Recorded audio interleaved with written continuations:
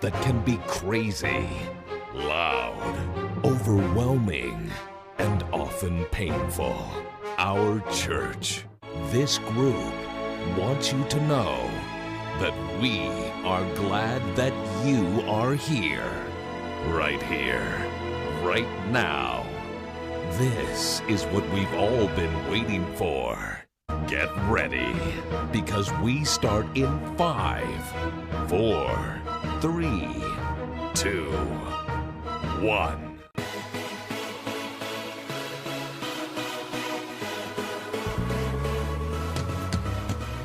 Selamat pagi teman-teman semuanya. Gimana kabarnya?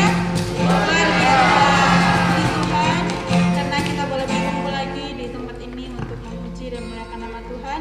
Namun sebelum kita menaikkan ibadah, nanti saya silakan Elizabeth untuk membawakan doa pembukaan.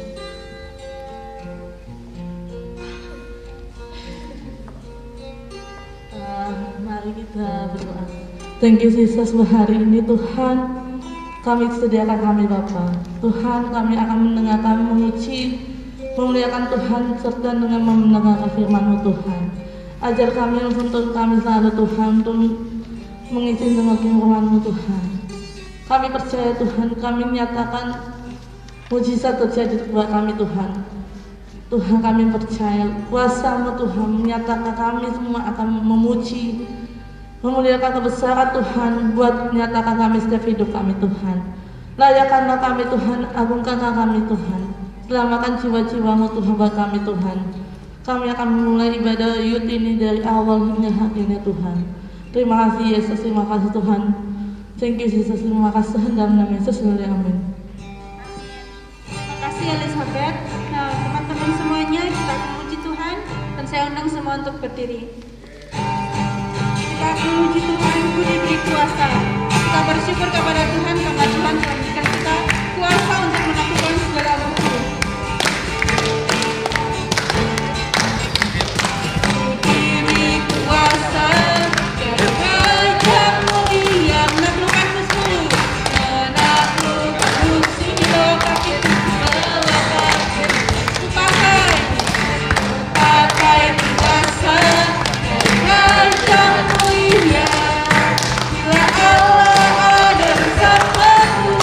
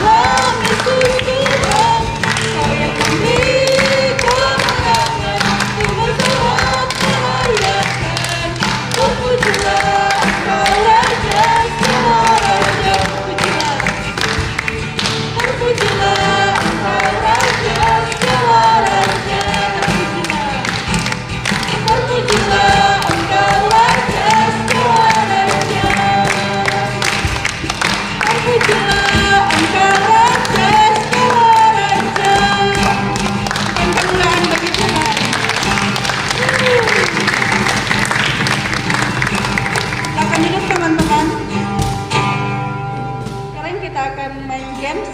Teman-teman sudah siap main games belum? Nanti gamesnya dibawakan oleh saudari Vivin.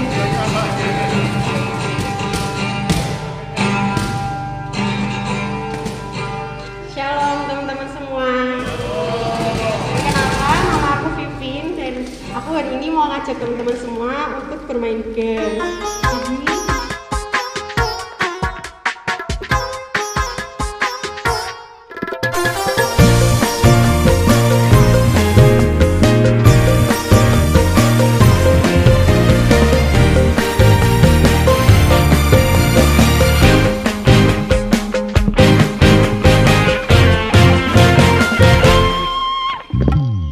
Tiada berkesudahan kasih setiamu Tuhan. Ya teman-teman semuanya, kita telah main games. Sekarang kita mempersiapkan hati kita untuk mendengarkan firman Tuhan. Sebelumnya kita menaikkan pujian. Engkau Tuhan yang setia. Engkau Tuhan yang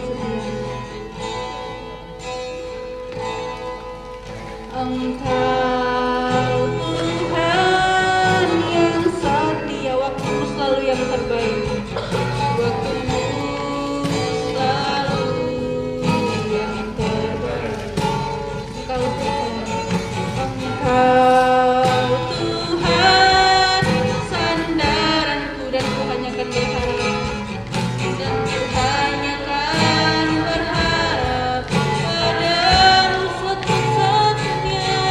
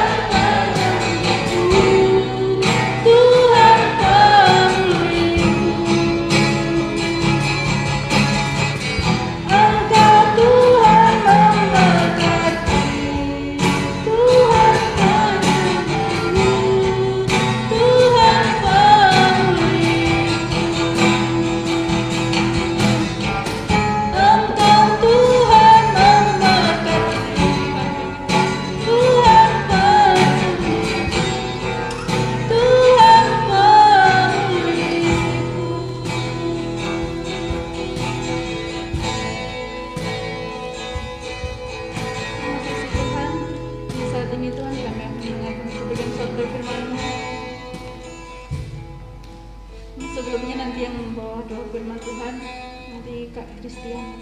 Terima kasih Tuhan untuk waktu ini Tuhan, dan kami berkumpul Tuhan untuk memuji nyembah Engkau Bapa.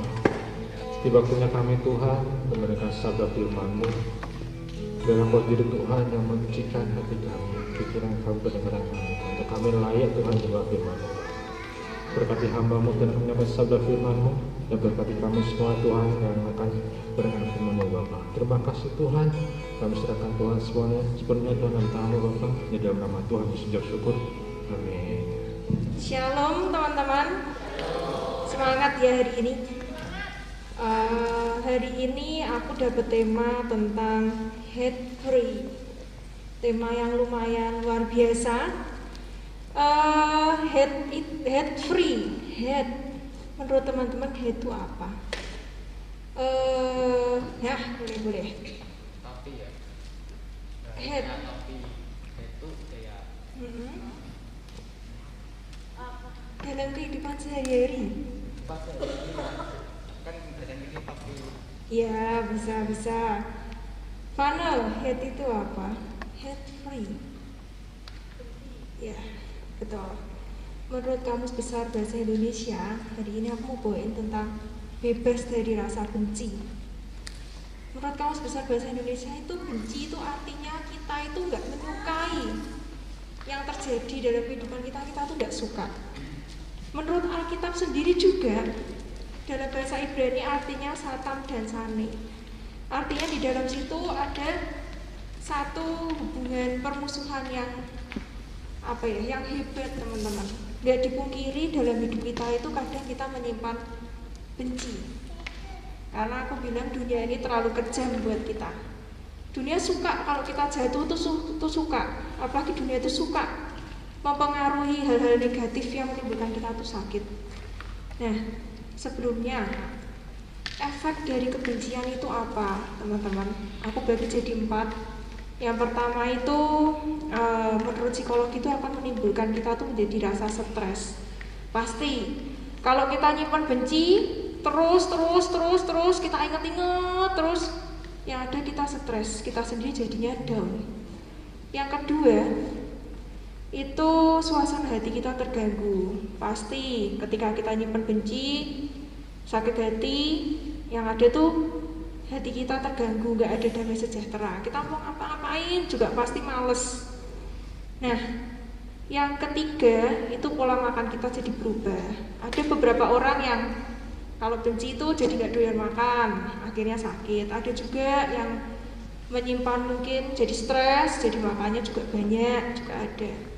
Yang terakhir adalah mudah iri dengan kebahagiaan orang lain. Benci itu bermula dari kita tuh punya rasa kecewa. Nah, ketika kita punya rasa kecewa, pasti ketika kita lihat orang lain bahagia, kita tidak mendapatkan tuh pasti kita iri. Nah, kita juga harus tahu, kita nggak mungkin, kita udah tahu efek sampingnya, kita nggak tahu mungkin penyebabnya apa ya. Kok aku tuh bisa jadi iri, kok bisa aku tuh jadi nyimpan benci sama orang, aku bisa kecewa. Aku bagi jadi 2. Pagi hari ini tuh faktor yang pertama eksternal. Faktor eksternal teman-teman, ketika aku sampaikan bahwa dunia ini tuh kejam. Dunia suka ketika kita tuh jatuh, ketika kita sakit dunia tuh senang. Nah, mungkin pada saat itu dunia itu menyakiti kita. Eksternal itu mungkin bisa keluarga kita, teman-teman kita, yang nyakitin hati kita. Orang-orang terdekat yang kita anggap tuh orang yang kita percayai, orang yang kita bisa idam-idamkan, orang ini baik, ternyata mengecewakan kita. Itu yang pertama, faktor eksternal. Yang kedua, faktor internal. Faktor internal adalah faktor diri kita sendiri. Mungkin kita sudah mengatur sedemikian rupa planning kehidupan kita. Aku habis lulus, aku mau kerja, aku umur sekian aku mau nikah, aku mau punya ini. Dan itu nggak terjadi dalam kehidupan kita. Itu juga membuat kita ternyata jadi rasa kecewa. Satu ayat dalam Filipi 4 ayat 13. Segala perkara dapat kutanggung di dalam Dia yang memberi kekuatan kepadaku. Di sini kita nggak bisa mengubah keadaan kita. Yang kita bisa ubah adalah cara pandang kita, teman-teman. Bagaimana kita tuh menyikapi semuanya itu tergantung diri kita. Tapi Tuhan berjanji di dalam Alkitab, dalam Filipi 4 ayat 13, Tuhan bilang segala perkara dapat kutanggung di dalam Dia yang memberi kekuatan kepadaku. Segala perkara berarti termasuk kekecewaan kita, termasuk kebencian kita bisa nanggung semuanya kalau kita mau berserah sama Tuhan. Aku kasih contoh penyebab kebencian, faktor eksternal yang aku alami sendiri ya teman-teman. Pada saat aku awal kerja, aku punya cita-cita nih, aku bisa kerja enak, punya faktor lingkungan yang baik, aku punya teman-teman kerjaan yang baik. Ternyata dalam dunia kerja gak kayak gitu teman-teman. Yang aku alami apa? Banyak orang menjatuhkan aku. Lah ketika banyak orang menjatuhkan, tanpa disadari aku menyimpan rasa kecewa dan aku tuh benci. Sempat ada di pikiran bahwa oh iya kamu kayak gitu, oh nggak apa-apa, aku juga bisa melakukan yang lebih. Tanpa tak sadari itu jadi kekecewaan dan aku benci. Yang tak lakuin setiap aku berangkat kerja males, mending di rumah wae lah, ngapain kerja, cari kerjaan banyak oh. Tapi ternyata bukan itu yang Tuhan mau. Ketika tak jalanin terus lama-lama satu titik Tuhan kayak bilang sama aku bahwa ya ini satu proses. Kita mau ngomong Tuhan ajari aku mengampuni Tuhan, ajari aku sabar kasih-Mu Tuhan. Tapi kalau kita nggak ngelakuin, nggak ngalami kayak gini, omong kosong. Kita bisa mengampuni ketika apa?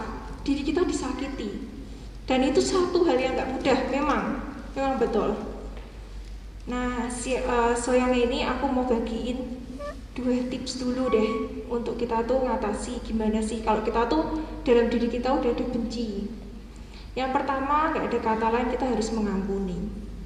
Gak ada kata lain, itu sudah gak bisa diganggu-gugat, kita harus mengampuni. Sebelum kita mengampuni, kita akui di hadapan Tuhan kalau kita tuh luka, kita sakit. Satu hal teman-teman yang harus kita sadari, ketika kita sakit, ketika kita mengalami satu kekecewaan, jangan terlalu lama larut-larut dalam kekecewaanmu itu. Terkadang kita tidak sadar mengasihani diri sendiri malahan. Oh itu loh gara-gara dia, aku tuh jadi kayak gini gara-gara dia. Nah, di sini Tuhan mau bilang bahwa kita tuh harus mengampuni. Mengampuni, memaafkan. Ternyata bukan cuma sekedar mengampuni teman-teman, tapi kita juga harus melakukan. Melupakan yang di belakang. Nah, yuk kita buka yuk tentang mengampuni dulu di dalam Matius 5 ayat 23. Sebab itu tidak engkau mempersembahkan persembahanmu di atas mezbah, dan engkau teringat akan sesuatu yang ada di dalam hati saudaramu terhadap engkau. Lanjutin ayat 24. Tinggalkanlah persembahanmu di depan mezbah itu dan pergilah berdamai dahulu dengan saudaramu, lalu kembalilah untuk persembahkan persembahanmu itu. Nah, dikatakan di sini, ketika kita mau memberikan persembahan di sini aku artikan adalah hidup kita. Hidup kita ini adalah persembahan yang kudus di hadapan Tuhan. Kalau kita mau mempersembahkan hidup kita, tapi kita aja belum mengampuni, sedangkan Tuhan di sini bilang di ayat 24, tinggalkanlah persembahanmu di depan mezbah itu, dan pergilah berdamai dahulu dengan saudaramu, lalu kembali untuk mempersembahkan persembahanmu itu. Lah, wong kita aja nggak bisa ngampuni yo. Ya hidup kita nggak akan berkenan sama Tuhan. Kita mau ngelakuin banyak hal buat Tuhan, tapi kita nggak bisa ngampuni orang tuh percuma ya. Hidup kita tuh ya cuma kalau bisa dibilang ya nggak ada apa ya teman-teman. Tuhan sendiri aja bilang minta kita untuk membereskan dulu. Nah, ketika kita sudah membereskan, kita sudah mengampuni, di titik kita sudah mengampuni, terkadang orang tuh kayak gini, ya udahlah aku disakiti nggak apa-apa, tak ampuni, tapi aku udah isai lupa ini. Nah itu terkadang yang salah. Tuhan tuh pingin ketika kita sudah ngampuni, kita tuh nggak lihat ke belakang lagi. Yang kedua adalah nggak noleh ke belakang lagi. Dalam artian seperti gini teman-teman, aku gambarin luka. Kalau kita ada kekecewaan, kita ada kebencian, itu kan sebenarnya diri kita luka. Kita lari-lari di luar, jatuh, luka kan kita. Nah, luka ini mau mbok diemke sampai nanti keluar nanahe ya bisa. Atau kita mau ngobati. Ngobati di sini berarti kita mengampuni. Nah, setelah itu biasanya kan kalau luka udah mau kering dan dia masih basah, luarnya udah agak kering, gatel. Nah, kalau kita nggak kuat, digaruk akhirnya apa? Luka lagi. Begitu juga ketika kita sudah mengampuni, kita nggak melupakan yang sudah terjadi, ya percuma. Seperti istri Lot pada saat itu, Sodom sama Gomora mau dihancurin sama Tuhan. Terus Lot sekeluarga disuruh lari, pokoknya dia lari, jangan menoleh ke belakang. Tapi yang dilakuin sama istrinya Lot, ternyata dia menoleh ke belakang, akhirnya dia jadi tiang garam. Kita anak Tuhan tuh cuma 2 pilihannya. Tuhan punya rencana banyak buat hidup kita untuk kita jadi garam. Tapi kalau kita gak bisa ngampuni orang, terus kita sering noleh-noleh ke belakang, ya kita cuma jadi tiang garam. Tiang garam apa? Ya udah stagnan. Rencana Tuhan buat hidupmu gak terjadi apa-apa. Tuhan udah rencanain bagus-bagus. Kita ayah sendiri juga, enggak lah, wis lah. Aku masih kecewa, aku kecewa sama orang Kristen, aku kecewa sama ini. Ya sudah, rencana Tuhan gak akan terjadi dalam kehidupanmu. Nah, satu kata mutiara bagus dari Big Andy.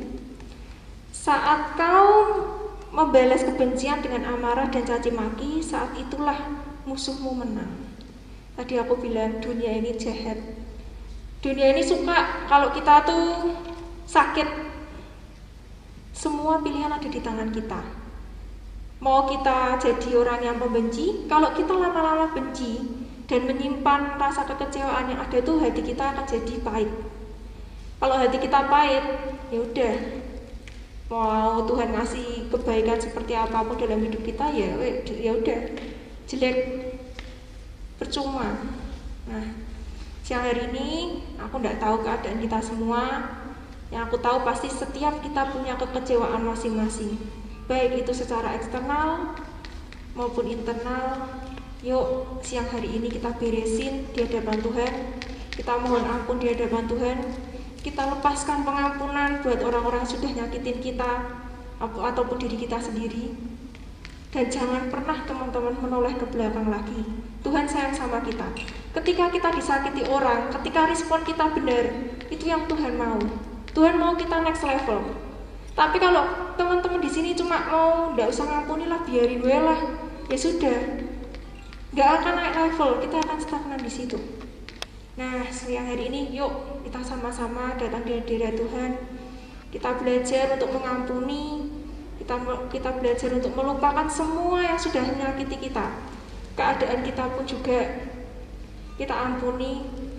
Yuk, mumpung masih awal tahun, kita bikin semuanya menjadi indah dengan kita bisa mengampuni orang lain dan kita terus maju bersama Tuhan. Yuk kita berdoa. Bapa, terima kasih buat siang hari ini Tuhan. Engkau berbicara khusus kepada kami Tuhan, untuk kami bisa mengampuni, kami bisa terus memandang ke depan Tuhan. Ampuni kami Tuhan, kalau mungkin sampai saat ini kami masih memendam kekecewaan Tuhan. Mungkin tanpa sadar Tuhan, kami terlalu sayang dengan diri kami sendiri, kami gak mau belajar mengampuni Bapa. Ampuni kami Tuhan. Tapi kami siang hari ini kami mau berkomitmen di hadapan-Mu. Kami mau mengampuni Tuhan, kami mau melepaskan pengampunan Tuhan buat semua orang yang telah menyakiti kami Bapa. Dan biarkanlah Tuhan mulai hari ini Tuhan, kami mau berkomitmen di hadapan-Mu Tuhan. Kami mau terus maju bersama Engkau Tuhan. Kami gak mau menoleh-menoleh lagi ke belakang Bapa. Dan biarkanlah rencana-Mu Tuhan boleh terjadi dalam kehidupan kami. Terima kasih Bapa, hamba-Mu telah selesai berbicara Bapa. Biarkanlah Tuhan firman-Mu ini boleh menjadi benih yang baik di dalam setiap hati kami Tuhan. Terima kasih Bapa, hanya di dalam nama Tuhan Yesus Kristus kami sudah berdoa dan mengucap syukur. Haleluya, amin. Untuk Jesse yang telah memakan firman Tuhan, dan biarlah firman Tuhan ini kita boleh meminta Roh Kudus untuk membantu kita dalam melakukan firman Tuhan setiap hari. Dan sekarang kita akan memberikan persembahan. Sebelumnya kita akan berdoa nanti. Vano yang membawa kita dalam doa. Teman-teman, mari kita berdoa. Ya Bapa, terima kasih Tuhan atas kirtaan-Mu sepanjang pagi ini. Sebentar kami akan memberikan persembahan. Berkatilah kami yang sudah memberi maupun belum memberi Tuhan. Terima kasih Tuhan, dalam nama Tuhan Yesus kami sudah berdoa dan mengucap syukur. Haleluya. Amin. Kita menaikkan pujian, jangan lelah. Jangan lelah. Jadi ladangnya Tuhan, Roh Kudus yang memberi kekuatan, yang beri kekuatan, yang mengajak dan menguatkan. Tiada lelah, tiada lelah, bekerja bersama-sama, yang selalu mencukupkan segalanya. Katakan tanah bergelombang, timbullah tanah yang berlubang, menjadi siap dibangun, menjadi siap dibangun di atas dasar iman. Katakan tanah bergelombang, timbullah tanah yang berlubang, menjadi siap dibangun di atas dasar iman. Menjadi siap dibangun, menjadi siap dibangun di atas dasar iman. Menjadi siap dibangun di atas dasar iman. Mari teman-teman kita satu di dalam doa sebelum kita pulang. Kami mengucap syukur ya Tuhan buat segala kebaikan-Mu, di mana Tuhan sudah menuntun menyertai kami, anak-anak di GBT Galilea. Kami boleh beribadah pagi ini. Tuhan, kami sungguh bersyukur dengan kebaikan-kebaikan-Mu, di mana Engkau sudah menolong kami, Engkau sudah memberkati kami Tuhan, di dalam sekolah kami, perkuliahan kami, pekerjaan kami, senantiasa Engkau tolong. Terima kasih ya Tuhan Yesus, segala pergumulan kami mau taruh dalam tangan Tuhan. Ya Tuhan, sebentar kami akan pulang, biarlah berkat yang daripada Tuhan, anugerah yang daripada Tuhan, penyertaan Tuhan menjadi bagian dalam kehidupan kami. Dalam nama Yesus kami mengucap syukur. Haleluya. Amin.